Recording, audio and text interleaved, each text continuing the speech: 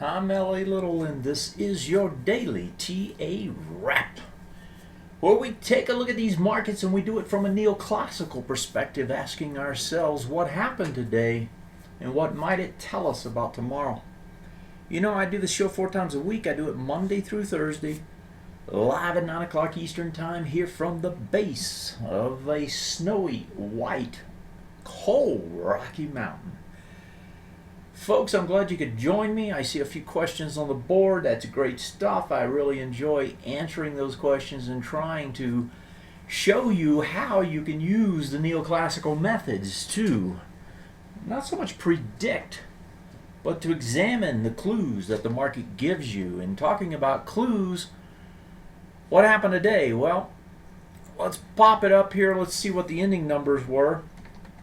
And then I want to skip over to Europe again, just like we did last night. So let's start with our ending numbers. Dow down 24.5, almost 25, 15,890 almost. S&P's down 2 1/3, 1792, almost 1793. Composite slightly up, flat basically, 4038. NDX up 3.5. 3483, and the Russell 2.5 lower, 1121 1/3. We had gold get a big bounce today, just like it had a big plunge the other day. It's down 230 after hours. Silver was up big. Bonds were down big, got a little bounce going after hours, not much. Dollar was pretty much flat. It was up earlier, gave it up. And the oil was up again today, as was most of the commodities. The thing I want to talk about tonight, though, really has to do with our markets as well as overseas markets. In particular, I want to look at the CACs and the DAX. So let's start with the CACs, and let's get that baby up. Here we go. And I want to focus in on, I'll pull it over so we can see the weekly as well. I want to focus in on what happened. Remember last night, you know, I was talking about a fast move down, and I was interested in what this market, how this market was going to react to it. The fast move was a result of the break of these 3 swing point lows. When you get a fast move, it typically comes off of such a break. Right, so we got that break. I told you it lasts 2 to 3 bars. Bar number 1 was here. I would expect we might see another test of this in the morning. If we look over here, remember on the weekly, that's the mark there. And what I mean by that, well, what I mean is that this price point, that low is 41.92. You really want to see this close back inside of it. So if we come back over here, that 41.92 is slightly lower, looks like this bar. So you want it to get back up above this resistance zone on the close. Otherwise, you have it on multiple time frames, which means this thing is going to take longer to try to find itself. And so CACs makes a big move, comes down, test right into the area that we thought it would. As a matter of fact, if you go back over, if you remember, the bar we were talking about last night was this bar, this area right here. So you can see it came right into the bottom of that bar. That low was 41.31. It came into it 41.20, closed over at 41.48. So far we're doing 2.8 going into 5.7. You only have 2 days left. Volume's not going to be there to break this out. My suspicion is that what we're going to see is we're probably going to see this market test again and then flip around by the time we open and be heading back up to these swing point lows to try to do some retest, regen type stuff. Let's look at the DAX, because the DAX, remember, the DAX was coming into a swing point high. Swing point high was here. That bar ranges just about that far, so if we pull it over, you can see that's the retest regenerate zone. The reason this is important is this is the strongest one, and this one has the volume. So you've got What is that low? 9026. We got down to 9069. So we're about 50 points away from that low. This is a retest regen. You don't have the volume. You're doing 949 coming back into 1.4. That tells me this is probably going to hold. We may get a little more retest in the morning, especially if the CAX is struggling, which seems likely. If so, some sort of a retest, but this thing isn't ready to blow it out. So when I look at Europe, Europe's telling me, even if it wants to go down, it's not quite ready. Not quite ready, not right now. So with that context, let's go back to our markets, because we got some more testing on our markets as well. And what we got over here is we're going to go straight to the Russell. And the reason for going to the Russell is the one that has been giving us the best signals, and actually is probably the only one that has been giving us signals of late. What did the Russell do? Remember, I had suggested that what we wanted to see from a bullish perspective is you wanted to see the Russell come into and do this retest regen, this area, right? In that area. And you wanted to see it close, and not so much close, but you wanted to see it stay over this bar. Well, sure enough, it tests down below it, tests almost a full retest regen, almost got to the bottom. That bottom bar, if we look at it here, that number was 1104. We got to 1111. So within 7 points of it, you're doing 361, coming back on 382 today. Yesterday was a little bit heavier, remember, 347. The other bar is coming into, the breakout bar has less volume, so really the key test is this bar, 352. You're doing 361. So you're doing about the same amount of volume again. 347 yesterday, 361 today. So a little bit more volume today, but still about the same amount on these two bars coming into it. This test again, long tail, that to me looks like a clean test. And what I mean by clean test is that what we should see is we should see this market try to flip around now and set up an ABC structure on the way up. And since we came a little bit deeper today, that structure is not as large. Let's see if we can get the numbers on it real quick. So that changed it to 70 to 47. So 1107 to 47. So that's roughly 40, and 40 onto this gives you 51. So 51 now instead of, I think it was about 70 because of how much deeper it came. So still ABCD structure on the way up potentially. You got the sort of stuff you needed to see today. This suggests to me that I would expect now, and what you want to see by the end of the week is you want to see this thing come outside of this bar, get back over 1123. That would be the ideal situation. You trade back above the swing point high bar, right? Get back inside. And why is that important? Well, if you think about the market as a set of ranges, right? You've always got ranges taking place. You've got this range, you got one down here. The main one that you care about, and I didn't mean to draw that little guy, but the one you really care about is this one up here. You want to be over that top and into this higher range. That's where you want to be trading. And so by the end of the week, you would like to see it back up into this range. That would be the key area to me to tell me, right now we have the clues that tells us that's what's going to happen. What you want to see now is you want to see it happen, and then that would give us the indication that we need. Now, if we look over into some of these other markets, let's start with the stronger ones like NDX. This thing won't even come down, right? I mean, look at the little minute pullback here. No give up here whatsoever. If I look at the IXIC, you got the same sort of situation. And if we pull over now and we look at the SPX, which is a little bit weaker, and then the Dow, the weakest of them all, other than the Russell. SPX comes into that swing point low, 1777, right? Got as low as 1779, I think. Yeah, 1779.09. You're doing 36,105. That's 31 on that guy. The breakout bar has a top of 1782, which it came into. 33.2 there, 36 here. And if I go back to the swing point high, you get 35.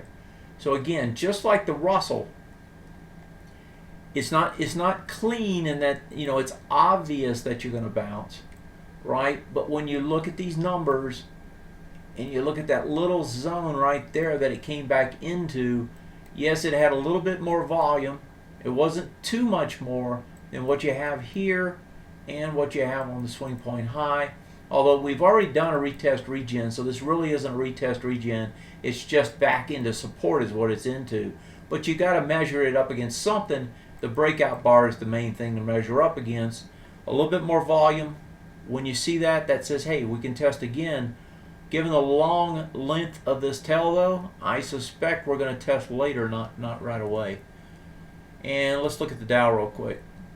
If we look at the Dow gets under the swing point low, gets back over it, same sort of scenario. And the volume there, let's look at that volume real quick.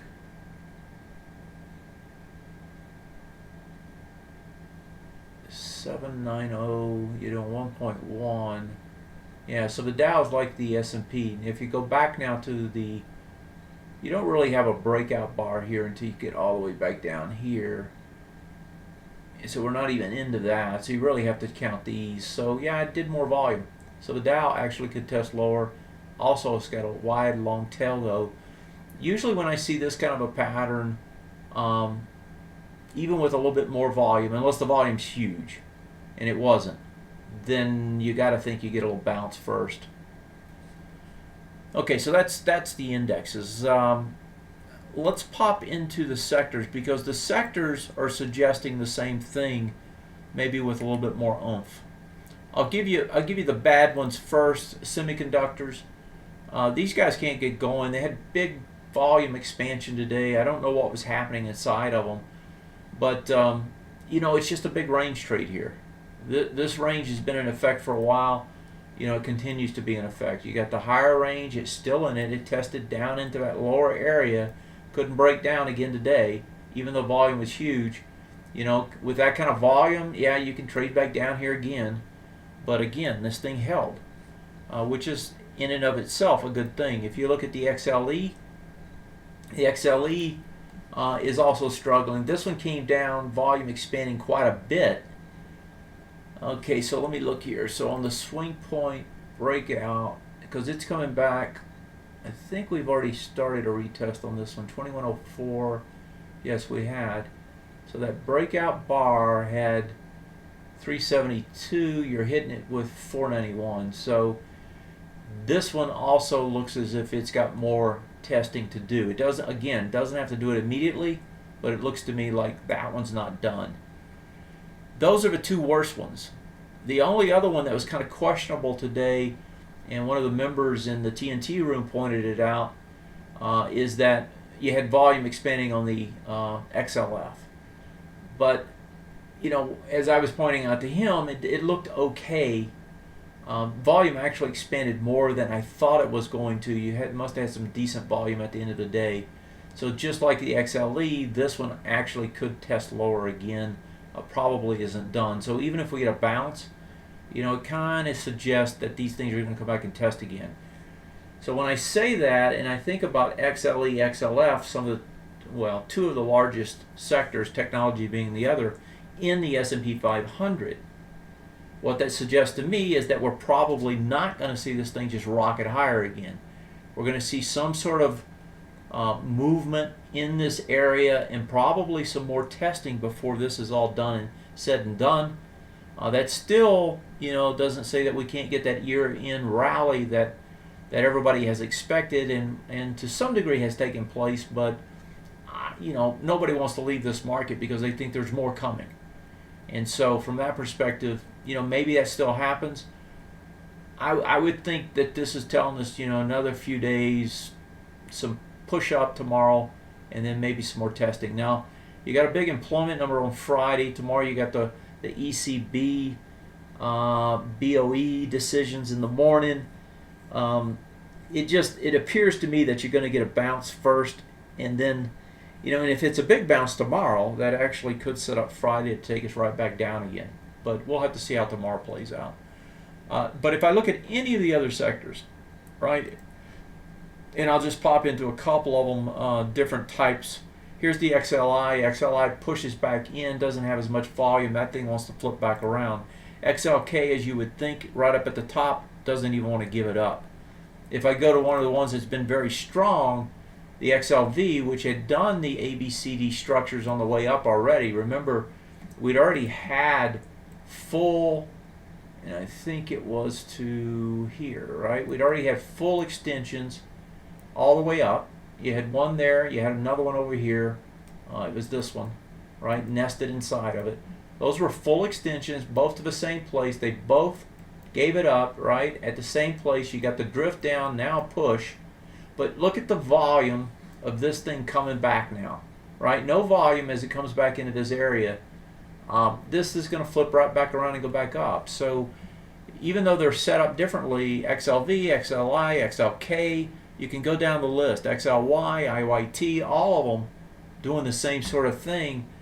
In that suggests to me that tomorrow, yeah, we're going to see a bounce, probably continuation. 4 days down, we haven't seen that since September, one of the members told me today. I knew it had been a long time, I didn't know how long. September, I think 9th or something, he said. And this is December, folks. That's 3 months, 11 weeks, 12 weeks. That's a long time. Let's go to the ox markets right quick and look at those guys. Okay, where am I at here? Let's grab, I wanted to look at the dollar. So the dollar was pushing up today and then gave it up and came right back. And if I flip it over, you can see that the main ingredient here, of course, is the FXE. And the FXE tested into this big bar. That was the big down bar. Remember, it looked like it was actually going to do an ABCD structure on the way down, and then it just climbed straight after that. That high is 133.94. You got into it, didn't have the volume, flipped around. Big thing here tomorrow, of course, is ECB and how do they talk it up or down. My guess is they're going to try to talk this down and talk their markets up. We'll see if that's the way it plays out. Gold, we looked at last night. I suggested that it probably would get a bounce because it did get under, back over, less volume after an extended move, and sure enough, we got a big bounce in it. Silver was the same setup. It did the same thing. The one thing I do want to talk about, I don't want to forget about, is the bonds. If I look at the TLT, it's down here in the danger zone. It's down here testing. This low that's the big low is 102.98. Today we close at 102.73, so we're underneath it. That's not a good scene here, and this is not a good looking setup. This looks to try to break lower. If it breaks lower, that's going to be a problem for the market. So bonds to me is something to keep your eyes on right now. And if I look over at the junk bonds, you can also see that they're still coming down. And if we look at the municipals, they're also coming down. The junk bonds actually look like they can pop back up. Municipals look like they have a ways to go still. So bond country may become an issue. And if so, that could feed back into that whole thought I suggested a while ago, where 2 or 3 of those sectors, the S&P itself, they actually look like they could try to test some more to the downside all after some sort of a bounce here. So let me pop over to your questions now. Let me take the ones that were emailed to me first and see if I can address those first. So what do I got here? So the first question is Johnson & Johnson for a long trade. Let's see what Johnson & Johnson looks like. So Johnson & Johnson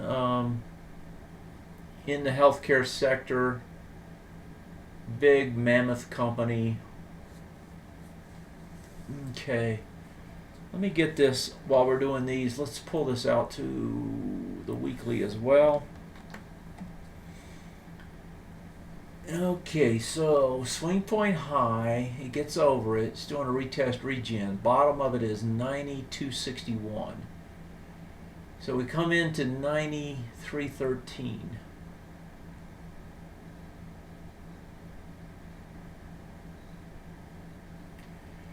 Yeah, I don't know. This chart doesn't really excite me. I mean, yeah, you can get a bounce. I would try to make it trade into these two big bars. The two bars I'm looking at is this one and this one. I would try to make it trade, which happens to be the zone, right? I try to make it trade into that zone and pick it up there, and then the reason for that is I want as tight a stop as I can get, and the reason for that is if this thing does break, and what I mean by break is if it starts taking out these swing point lows that are here, right? What does that do? Well, that's going to give you a fast move to the downside. So I don't really want to be too much exposure. So I don't want to buy it up here and have to stop out down here, right? Or actually stop in here somewhere. That's a lot of exposure because my gain potentially isn't that much. So I'd make it test right back into these and look like it's going to hold. But honestly, I'd probably look somewhere else. This doesn't look like an ideal spot to be trying to pick this up. The ideal spot is let it trade deeper. Let these break, get a fast move down, and then buy that. If you look over here, I could see somewhere in the, what is that, about 95, 90, yeah, somewhere in the 90, yeah, about 90,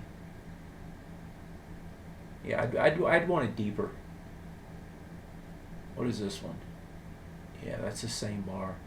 I'd want it deeper. I'd like to see it break here, come deeper. If it came deeper, then that would be the trade. Right up there in about the $90 area. That would be the ideal spot. All right, let's see what we got on the boards here. Plug. Okay, so plug is a, what does plug do? I think they're like alternative energy or something. Let's see what they are. Okay, so alternative energy looks like it's kind of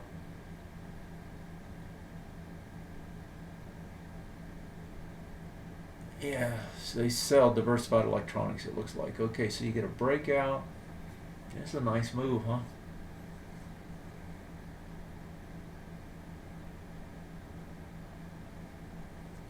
So I'm pulling up I'm glancing at the trading cube while I'm doing this. The reason I look at the trading cube is I can quickly, oops, that's not the one I wanted. Let's try that again. I can quickly take a look here and get a feel for, how overbought, oversold it is. So this thing has been bearish, right? You can see that here on the long term, but it's just turned. It's only 23% MTTF and 22. So it's young with respect to this move to the upside, which is good. You want that. So you got a big breakout over multiple swing points. Yeah, you got to just find a place to weasel into this thing. It looks good. So what was the question? Had a huge move today, massive volume. Is at 80 cents a few days ago. Yeah, okay. So and close. So you got in there a few days ago. Closed half of my position just after it opened today. Okay. In this case, this one was likely to retest and regen with so much volume and just continue up. This is when you get this kind of a break, you're not going to come back deep anytime soon, it looks like. Now, I didn't look. Let me quickly pop into here, because really to answer that question, you got to try to answer the question of whether or not it is a, let me go into the cube. You got to try to answer the question of whether or not this thing is a short covering or not. And the way you answer that is you go down here and you pop in and you see short interest, 7.5%. So I'm suspecting some of that is short covering, right? The other piece of this I'd like to look at is, do they make any money? And they don't. Now maybe they're starting to, but right now they don't. So, given all of that, going back to the chart real quick, I expect that, or I suspect that what you really have here is some short covering. So you'll get some sort of move back down.